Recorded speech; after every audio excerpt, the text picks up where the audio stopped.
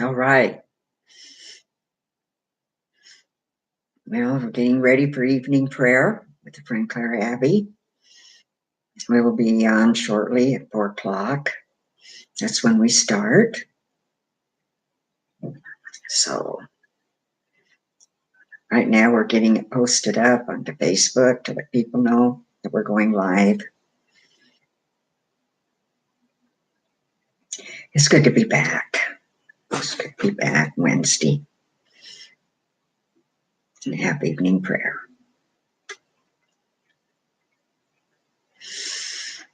So it's almost time. We got another minute. But it'll be timed shortly. I hope everyone will be able to hear me, that I'm not talking too softly. So,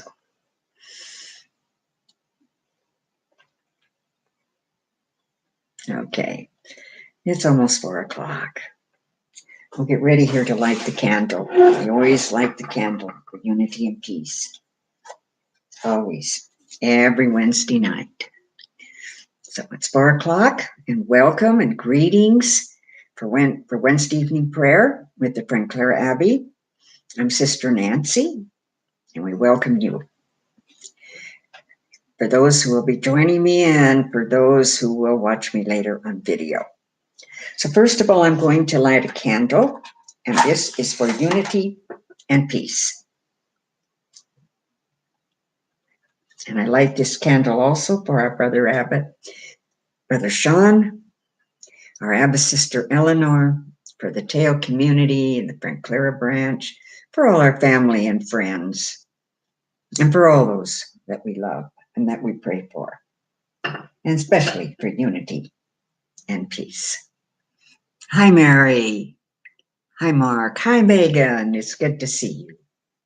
So now I will start out with honoring of the 4 directions, and I'm going to do it kind of a little different way again, kind of bringing in their qualities. So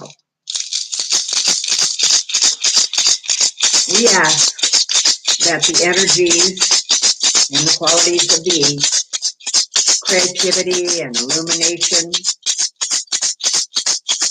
their desire for service, that it come, those qualities be with us during this prayer time. We ask that the energies and qualities of the South, of innocence and of trust and of faith, of impeccability and the proper use of our free will, that they be with us during this time of our prayer. And we ask that the energies and the qualities of the West, introspection and listening and appealing, the look within, that they become and be with us during this time of prayer. And we ask that the energies of the above, of the north, qualities of clarity and of wisdom, be with us during this time of our prayer. And we ask that the energies and the qualities of the above, the spiritual dimensions, the interconnection with all this interrelated in the great mystery, that be with us during this time of prayer. We ask that the energies of the below, of structure, amid all the intangibles, that be with us during this time of our prayer. And we ask that the energy of the great within and without, the quality of the now, of the present, be fully present and with us during this time of our prayer. I hope.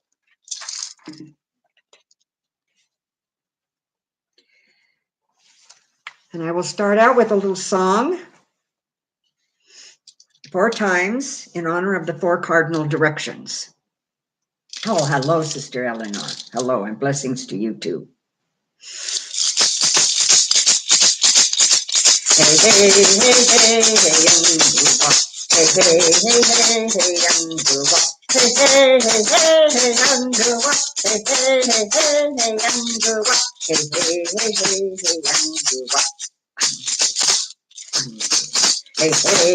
hey, Angua. Hey, hey, hey, hey, hey, Angua. Hey, hey, hey, hey, hey, Angua. Hey, hey, hey, hey, hey, Angua. Hey, hey, hey, hey, hey, Angua. Hey, hey, hey, hey, hey, Angua. Hey, hey, hey, hey, hey, Angua. Hey, hey, hey, hey, hey, Angua. Hey, hey, hey, hey, hey, Angua. Hey, hey, hey, hey, hey, Angua. Hey, hey, hey, hey, hey, Angua. Hey, hey, hey, hey, hey, Angua.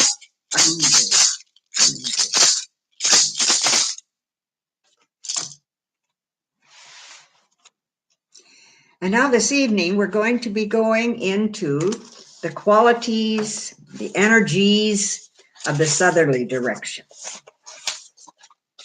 And before I start with some of Jamie Sam's, we'll be going through her book, Dancing the Dream, The 7 Sacred Paths of Human Transformation. And I'd like to first read her prayer that she uses to start out with the southerly direction. She says, Sacred mystery, open my eyes so that I can see the part of my judgments, the part that my judgments play in me. Accept my grateful words of praise for the love of life that's set ablaze. I recall my spirit to the sacred fire where burns my heart's purest desire. I banish all jealousy so I may replace envy's burden with the state of grace. I will offer kindness in the face of pain, leaving revenge in the shadows domain. I embrace forgiveness, so I will know the grace of blessing every friend and foe. Before we go into the energy and qualities of the South, I want to read to you about the second veil that's going to be lifting as we are working and progressing in with these energies.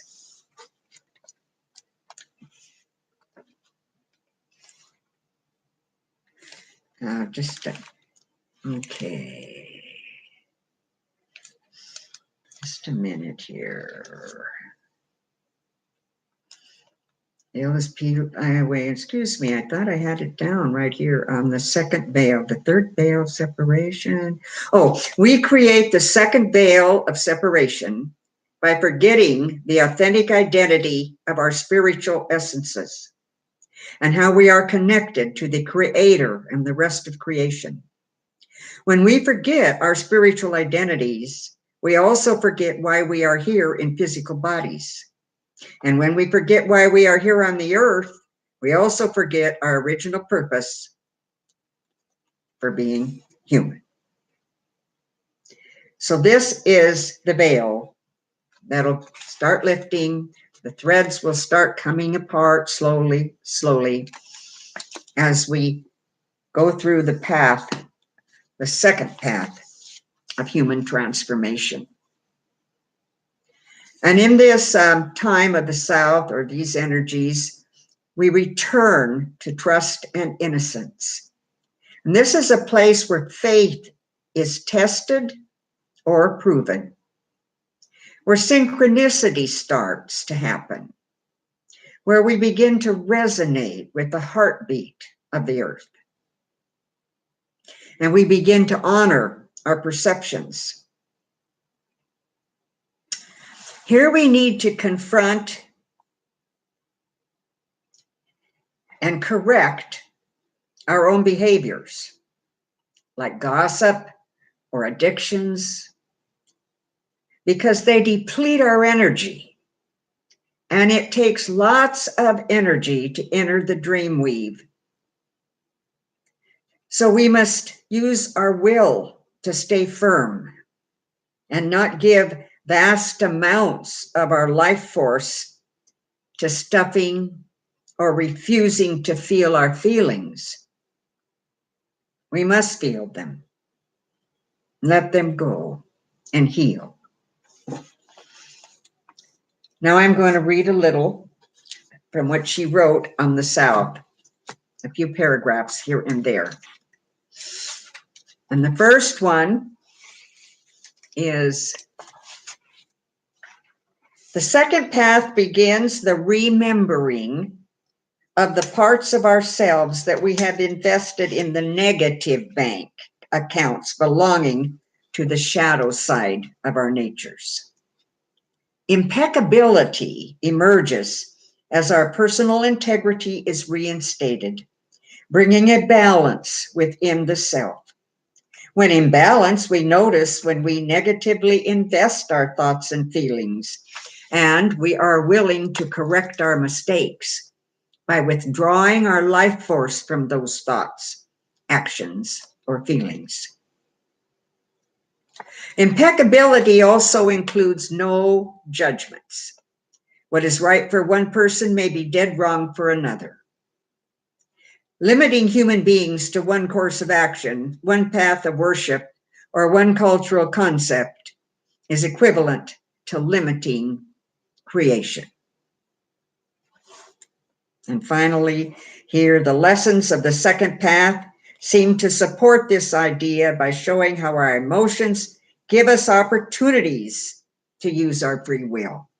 We can choose whether we're going to deny our feelings, react to everything we feel, or act only on the feelings that support our intent to heal and to evolve spiritually. On the second path, we begin to eliminate the places within ourselves where we are refusing to say yes to life because of fear or lack of experience created by beliefs that no longer apply to our present day situations. False beliefs can create fearful emotions that do not allow us to find our personal will. And lastly, on the second path, we may need to say goodbye to relationships that have become abusive or jobs that bring no joy. We may find that others do not understand our feelings or our new sense of spiritual commitment, and that they cannot support us in letting go of habits that are limiting or ways of being that they themselves still rely on in their lives. It can be painful to let go of our past, when in letting go, we are also required to let go of former friends. Being a disciple to our path can seem a lonely road, but in choosing integrity and the desire to heal our life, we must be impeccably honest, realizing that communicating with others who are also working toward spiritual growth is of ultimate importance. These lessons presented on the second path of initiation are the foundations of every path that follows. Now, before we go into the silence for our time of meditation, I want to read you just one little thought. It's by Anonymous. Silence is not the absence of sound, but the absence of self.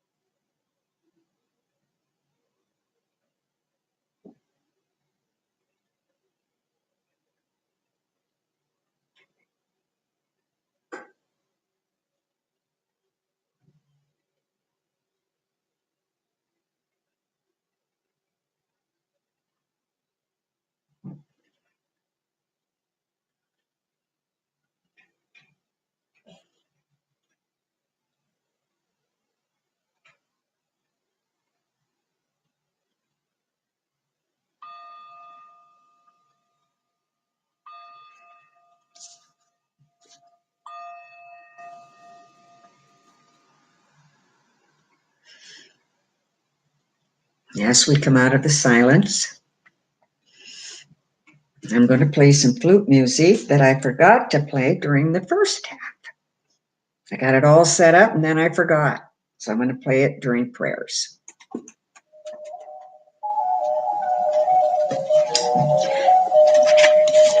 I'd like to start our prayer time off with a couple of meditations from the Native American elders. And the first one is from Audrey Shenandoah, and she's an Onondaga. And she says, with one mind, we address our acknowledgement, respect, and gratefulness to all the sacred cycle of life. We as humans must remember to be humble and acknowledge the gifts we use so freely in our daily lives. The sacred cycle of life, the baby, the youth, the adult, the elder, let us respect all directions. The four directions of the grandfathers.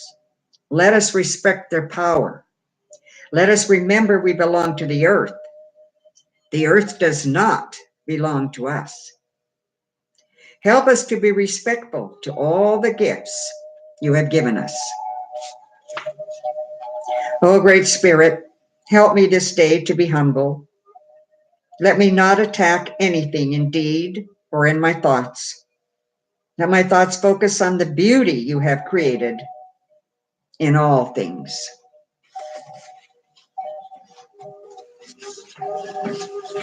And the second one is a thought from Lelia Fisher, and she's of the Ho Nation. Wisdom comes only when you stop looking for it and start truly living the life the Creator intended for you. There are many things that block us from wisdom, such as selfishness, secrets, hate, anger, jealousy, judgments. Another thing that can block us from wisdom is trying too hard or wishing something would happen. Wishing implies doubt, and trying implies control. We need to let go of these things. We need to abandon ourselves to the Creator. As soon as we surrender everything, the wisdom starts to flow.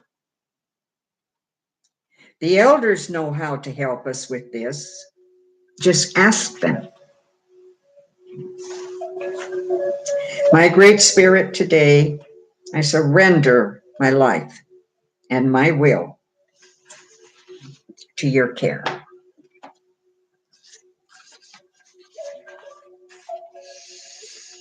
I like to start the prayers off for a member of our community, Sister Emir, or Emir, I'm not sure how you pronounce her name, but I understand she's now facing cancer again. I want to keep her consciously in our prayers. Also, Brother Sean, who is also having health problems, keep him consciously in our prayers. And I have a dear friend, Frances, who's down in Mexico, and she gives totally of herself, unceasingly, unremittingly for the poor down there. And she hasn't been well lately and has had to rest and be at home, and pray for her. We pray that they all be free from suffering and that they all be safe and secure in their inner and outer beings from all harm and danger, and that they all be peaceful and happy, and that they all dwell in the deep ease of well-being. And I want to remember those from Hurricane Florence and all that they are suffering, and all those from the typhoon in the Philippines, those thousands, and all of those 3 million in China, all of those. May they all be free from suffering. May they all dwell in the deep peace of well-being. Yes, Sister Eleanor, all those dealing with the effects of extreme weather, all sentient beings everywhere. Does anybody else have any prayers that they would like to share?